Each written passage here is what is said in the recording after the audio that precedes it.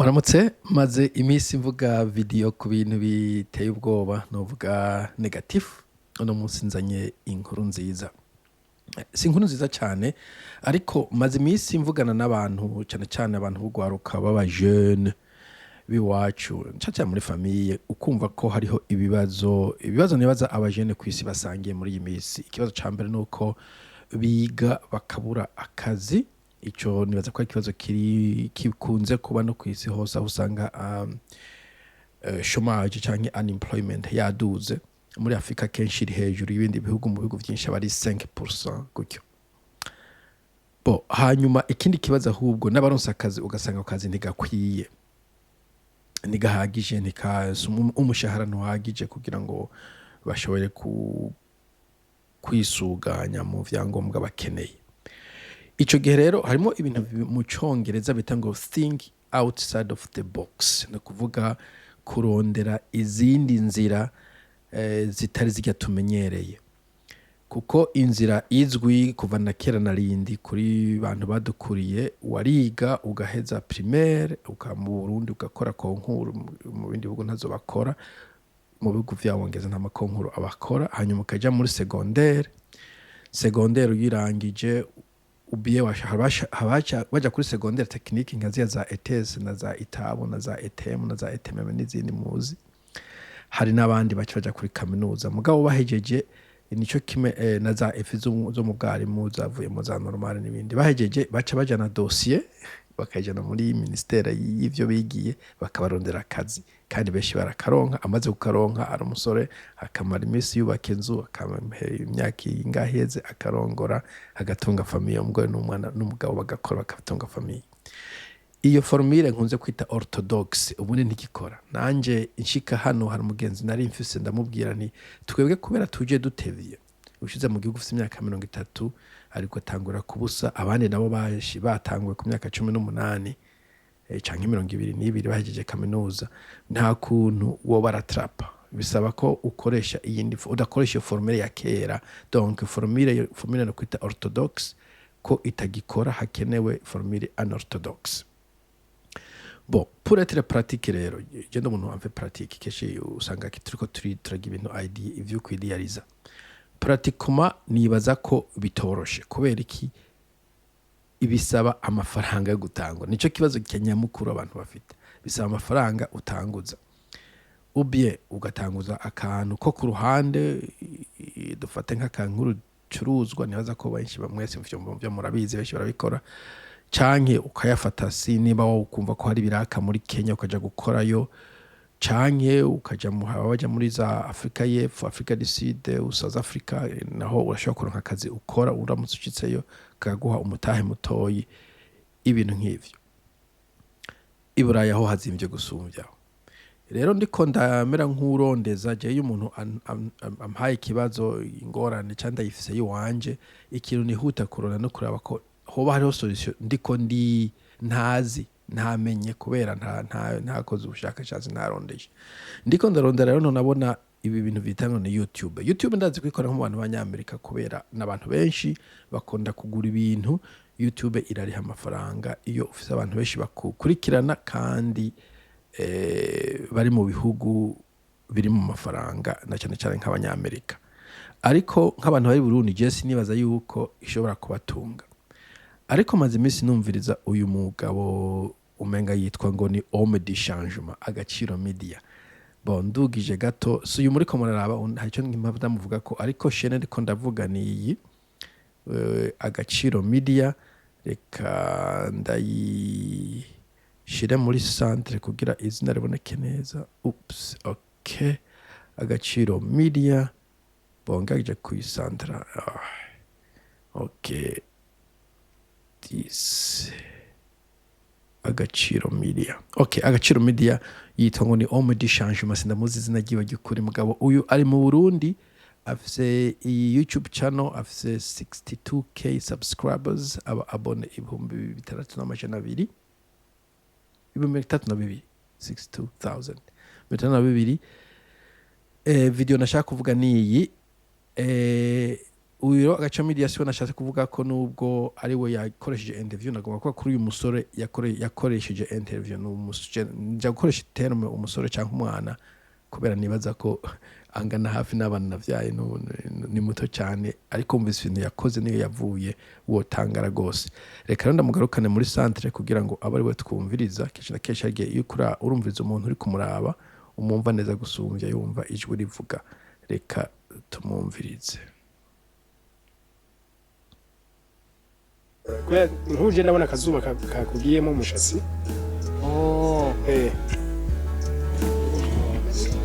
ke bari kwicara mwihangane ni nyerekana nawe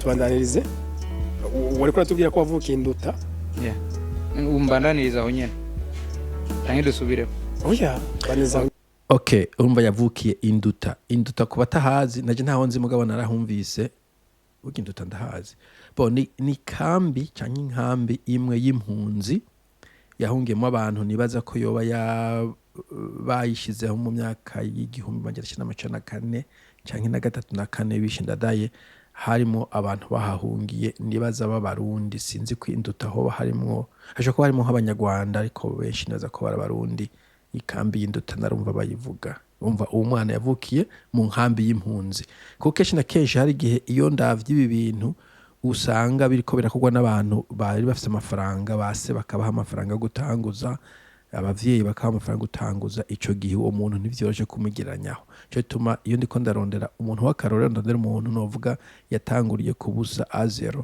uyu uraja kuvyumviriza ukuntu yatanguriye A0 okay. ya hama navukiye induta abavyeyi mugabo biwanje bose n'abarundi mugabo rero kuri ziya ntambara za kera urumva barahunze amacamvukirayo hama kubijanye na success bivuze uvukiye muri Tanzania niho waciye ukurira ego action akuriye bo umuziki uri muri iyi video ntakono uzimya kenshi na kenshi ndaza abantu badakunda umuziki uri kuravuga inyuma y'amajambo ntagese wanje ni muri iyo video ndiko turaraba nibaza ko abafise abatashobora kubara amatwi kuja kuvyihanganira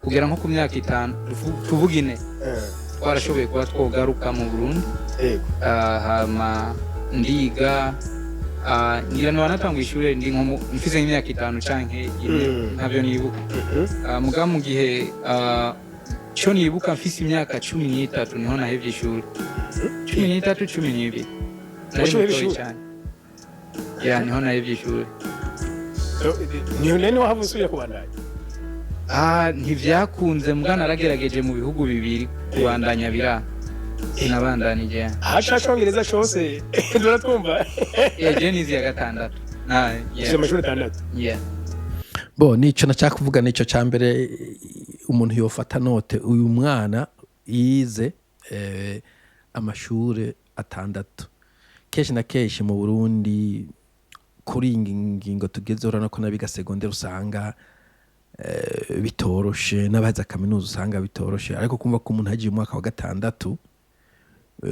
muri imyaka y'inyuma ya 2000 ariko akaba ashobora gukora ivyo nabonye yakoze kuri je numva ari gitangaza kabisa numva ari umuntu w'igitangaza sinokubwira ukuntu uyu musore ndamwubaha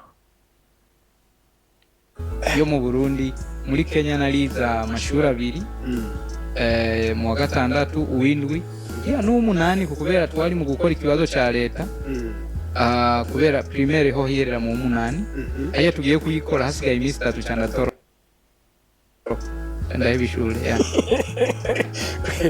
wavuye kweri ico gihe navuye nza mu Burundi mbere okay ya nagiye like nasavye mu nkambi bangarukane muhiri wacu kubera hari umuntu yari yamfashije urumana natangwa ivya YouTube hari umuntu yampaye duhera dukeye cyane ngumengo noza nkakora umugambi cyane biva bo ntitumenye ukuntu yagiye muri Kenya ariko urumva ko hari umuntu amaye tufaranga dukeye ico gishaka kuvuga uti niyo tombora yagize aho kenshi na kenshi tombora uyigira iyo uri kurarondeza uwo muntu uko biri kose bino bakatari wo muri famille na mahigwe burya hari umufaransa yavuze ngo le succès, c'est le fruit de 3 facteurs, le talent, le travail et la chance.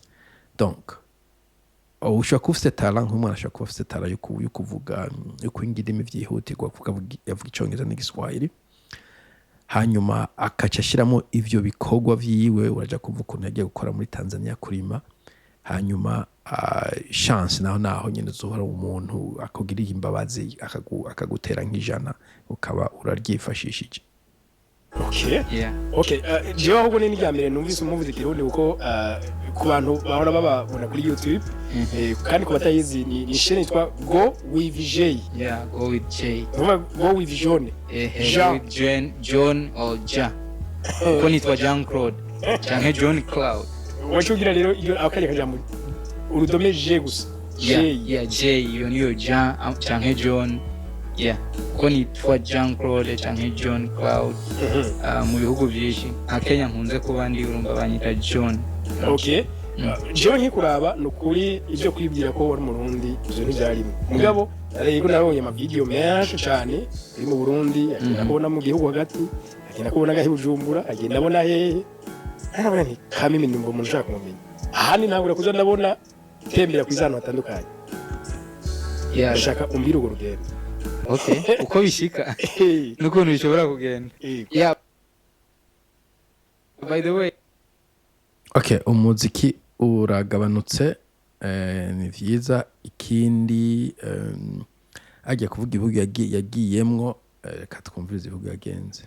Ikintu cya mbere ndatandukanye gatoya. Iyo duhuye mu buzima bwa misi yose bisanzwe mu ibarabara niho kwigera umenya ko maze gutembera ahantu. Niyo kwigera uko jewe nibisanzwe ubuzima bubi nabuciyemwo umva. So uvuga ngo ndavyishimira do.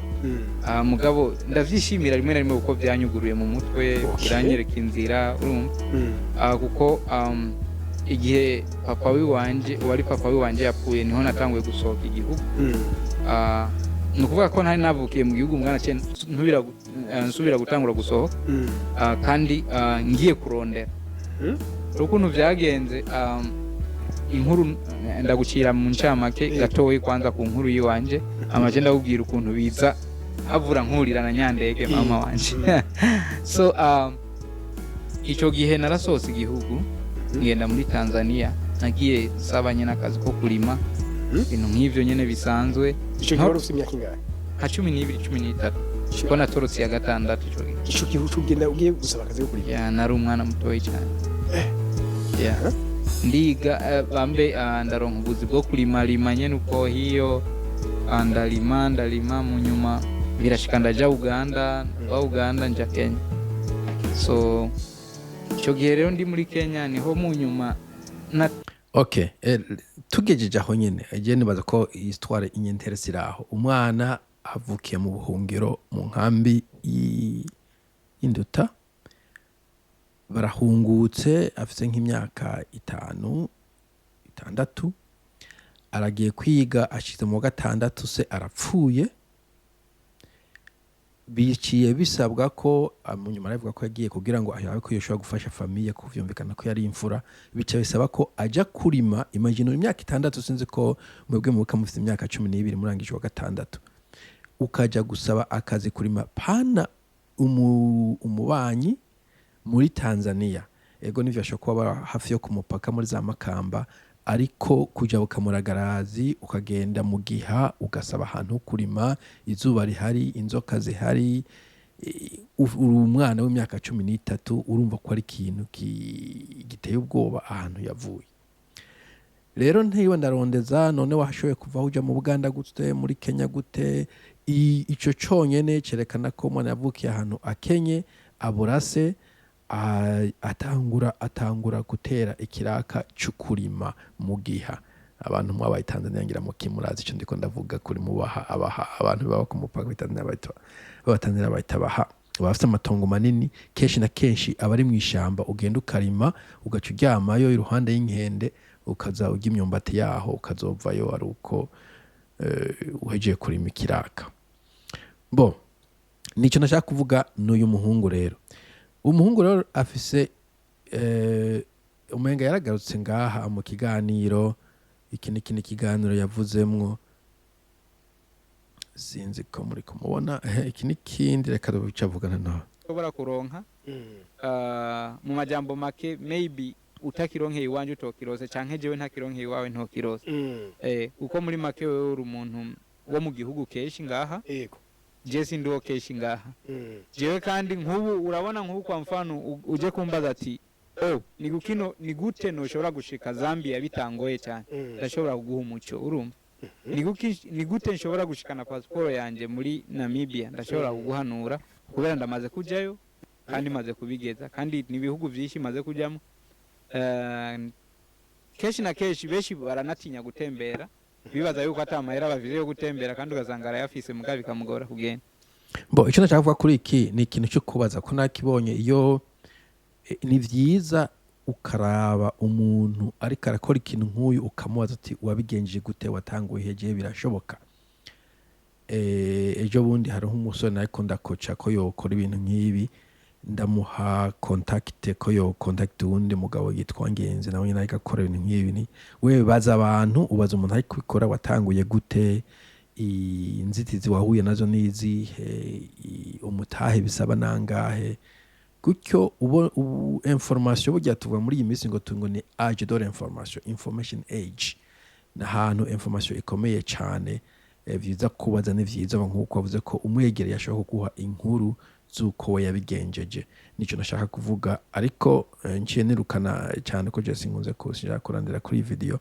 uyu musore Go with J niyo channel yiwe Go with J ashobora kuba yatango yitwa Burundian Traveler of changira azarahindura Burundian Traveler Go with J sinzi ko channel yiwe ari Go with J no Burundian Traveler anyway niwe wuyu Go with J ubiravye rero ama video sinomenya ngo akora amafaranga ngana gute kubera YouTube musanzwe nubwo ushaka amafaranga ntibakubwira exactement tushaka amafaranga umuntu akorera afise subscribe 35 navyo nyene nshaka guha indication za umuntu akora kuvana n'abantu bariko baramuraba iyo babavuye ama view ubona ko ashobora kumaze gusohora ama video 1200 akaba uravye ama video rero urabona nk'iyari muri Philippines reka ngire gutya kugira ndabe ko keje na keje ntangira oldest kuko ndabe uyu muntu yatanguye gute urabona yatango how poor people live abantu bakene babaho gute harazi imyaka ine reka numvirize ibyavuga ko numenga biri interest come on ilikuza muyangane. Hello guys, I'm very glad to record this video. I'm very glad to have you like a friend. Internet no musiri slow nazo ko imvura ikiragwa. In any case, urumva ko urabona ko that is true. I tell you the truth that bad life is there, good life is there.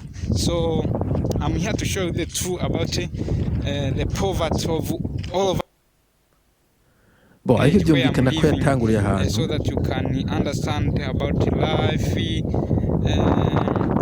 Hari n'umuyaga mwinshi urumva ari gukoresha telefone ahantu hari umuyaga ariko nakuvuga iki ni kimwe nkoresha jewe ndagenda oldest donc izakera kuko ndabuka umuntu abaye ngo poor boy from Africa kandi life is hard but you can work umva yatanguye nyene none nk'aka kantu arimwo ngaha sinzi ko iyi video yona cyangwa abari kujyubugara ahantu eating with my neighbors kanda hano.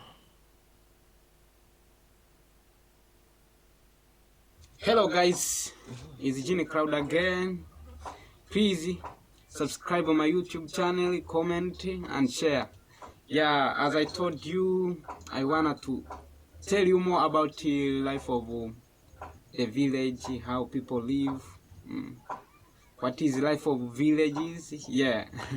Bo urabona ko yatanguriye muri village, urabona iyi nzu arimwo, sinzi hano yoba yicaye, ariko nako harimo amatafari adahiye inyuma. Yatanguriye hasi, ndazi neza ko telefone mu maboko yatari kamera, ni telefone isanzwe koresha, niho yatanguriye.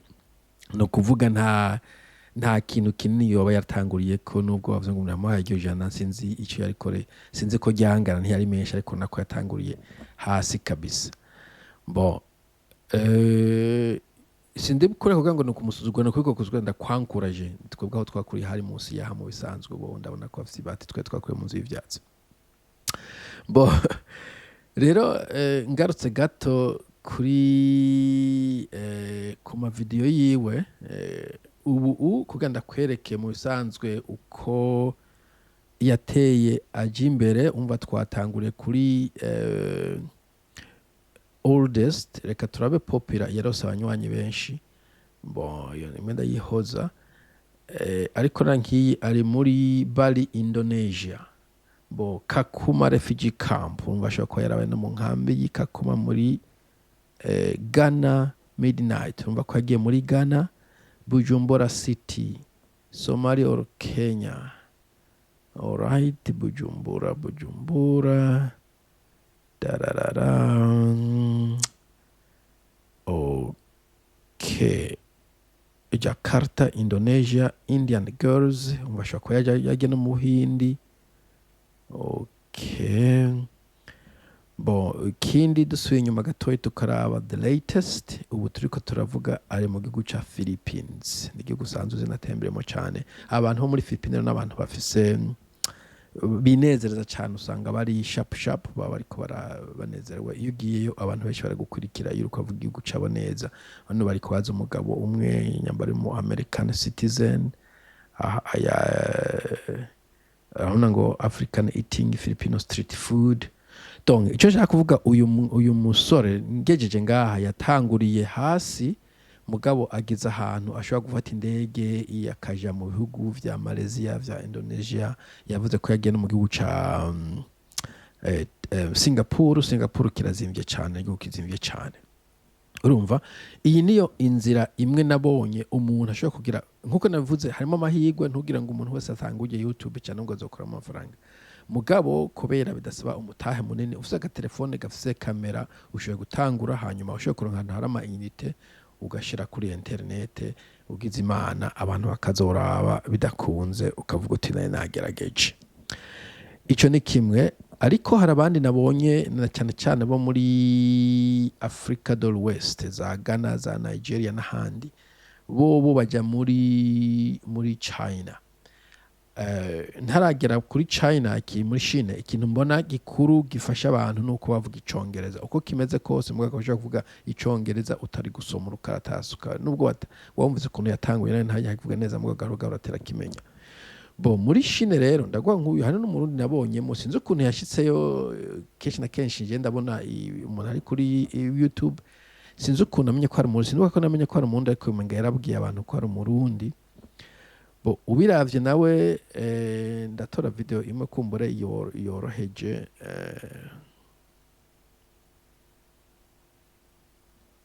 Wabuja nawe yatembereye henshi. Anyway, nawe aja muri China, ukuntu babigenza baragendayo, hanyuma abavuga ico. Ubu sinzi ukuntu amenye igishinwa, muzu narabayinagaje kwaza ukuntu amenye igishinwa, sinamenye. 那如果你的女儿她跟一个外国人结婚，你会同意吗？ Donc we aravuga igishinwa, sinzi ahantu yacigiye kabisa. 生日快乐！ 呀，你不吃豆腐吗？你不吃豆腐？不吃啊。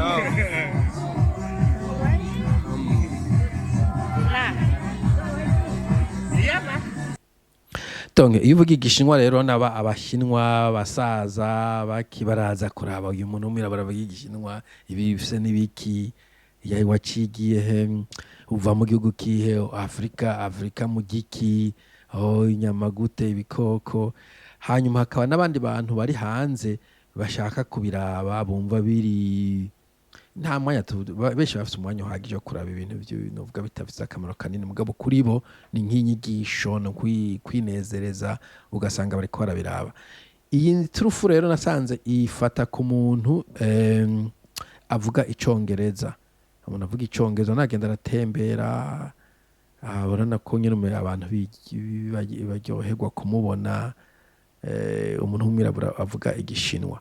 Iyi turufu nko navuze ishoboka iruhande yo kuvuga icongereza ugiye ukaniga igishinwa. Sindamero ngene baciga ariko reka ndakivuge niba umuntu kuko abantu bari kunyumvira sindabaza uburyo mufisha kubufise. Donc uko je nimvye aba bantu babigenza uyu n'umurundi mugabo harimo benshi ko muri Nigeria na za Cameroon n'ahandi ari igicongereza cyo nibaza ko ushobora kumenya ingene uciga mu rurimi rwawe mu gihugu wanyu. Hanyuma agaca yiga igishinwa. Hari institut bita Institut Confucius Institute. Kenshi na kenshi zikorana kaminuza z'ibihugu hano irahari ikorana kaminuza nkuru ya hano neza ko ni Bujumbura n'umvise ngo irahari ku Mutanga ikorana kaminuza nyene. Confucius Institute bakiga icongereza cibanze c'intango do base. Barafise amalevu menga hariho level yishika 3 koze kuri level 3 ushoboye kuvuga amajambo ukavuga n'abantu. Ahejeje agaca asaba bourse cyangwa scholarship kuja kwiga muri Chine. Isindamenya ko bagenda kuri scholarship muri Chine cyangwa ko bagenda ku mafaranga y'abavyeyi mugabo baragendayo. Ashitseyo iruhande yo kwiga agaca azaratangura kugenda kwibarabara n'agakamera kiwe avugana n'abashinwa avyerekana kuri internet nk'uku abantu bakaraba buhoro buhoro cyane ikabera duze ukabakuye amafaranga. Uyu rero numwe ariko imbere yuko ndangiza n'umuntu yitwa Wodemaya niwe muntu w'umu YouTuber akomeye muri Afrika nibaza yuko Wodemaya ashobora kuba akorera amadolari ashika umiliyoni ku mwaka canke ni muri 100 na birenga 200 ku mwaka. N'umuntu biboneka ko afise abantu benshi bamukurikira aba miliyoni n'amamiliyoni benshi baramuzi. Nabo nyine yatanguye muri Chine. Je natakumuraba muri 2018 2019 cyane 18 agihejeje kwiga amashuri yo canke ngira kuri kariga ariko akazaratangura n'ama YouTube azaravuga utuntu ngura muri Chine ibintu nk'ivyo n'abavuga igishimwe nkuko nyene. Voilà, iyo formule nibaza ko umuntu ashoboye yoikoresha. Donc en résumé ugafata kamera ukamenya icongereza gikeyi. Sinzi gushobora no kwa gukora igifaransa kubera ndi mu gihugu cy'abongereza kenshi na kenshi barakw'icongereza cyo kivugwa henshi cyane.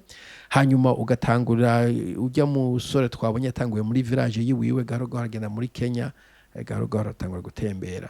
Hanyuma aba bandi nabo ukuntu bigenza umva ko yiga igishinwa akimenya aja muri Chine sime boronde kuntu ayo maburse bayaronka ama scholarship sinzi ko bayaronka. Ashitseyo agaca tangura ivyo vy'amavideo. Ikindi nka Wodema yavuze ko amafaranga ya mbere yakoresheje bagiye kugira filime mu gihugu ca mbere bayaguranye. Urumva ushobora no kugurana ukazoyasubiza igihe abantu bagurana amahera ya mariage kandi atari mutahe urumva uguranye ikintu wizeye ko kizoyagusubiza navyo bari vyiza. Nico nagomba kuvuga ko donc hariho inzira tuzatumenya zihari na cyane nk'iyo uri ruguru hari ibintu biba biriko biba mu muji we utamenya ibintu nk'ivyo. Na cyane ko dufite ikibazo cha internet mu Burundi ariko nibaza ko umuntu yogerageza akazarashakisha kujya avuga ngo umuntu ntareka guta amaboko yatwawe n'uruzi. Hari igihe uzubona uronse ivyatsi wifadikiza ukaburogoroye. Nico mpereje ko mugira umunsi mwiza mwese tuzosubira bye.